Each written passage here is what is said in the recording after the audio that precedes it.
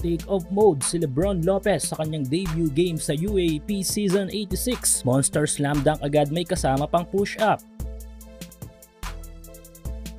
UP Fighting Maroons vs Adamson Soaring Falcons. Kakaabangan sa laban na ito ay ang debut game ni Lebron Lopez at ang posibleng pagbabalik laro ni Jerome Lastimosa. Parehong may mga promising young players ang dalawang kupunan na ito.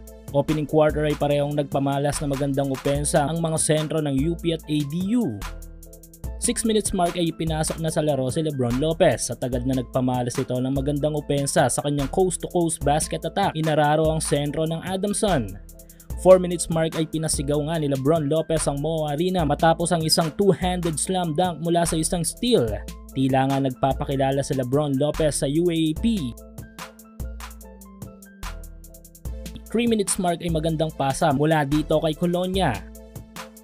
Pinahinga si Lopez sa mga last seconds ng first period, lamang ng 3 puntos ang UP. Isang magandang depensa mula sa UP kontra ADU. Last seconds ng first quarter ay tinapos ng UP sa isang buzzer beater ang first period. Dahil dito ay mapupunta sa Fighting Maroons ang kalamangan. 16-11 end of first quarter. Opening ng second frame ay back-to-back basket agad ang pangbungad ng Adamson para maitablang score kontra UP. 8 minutes mark Manzano for 3. 6 minutes mark ay naging maganda ang sagutan sa opensa ng magkabilang kupunan. Sa 3 minutes mark ay maganda ang opensa at depensa ang ipinamalas ng UP center na si Diouf. Natapos sa isang battle of loose ball ang second period pero mapupunta pa rin sa Fighting Maroons ang kalamangan.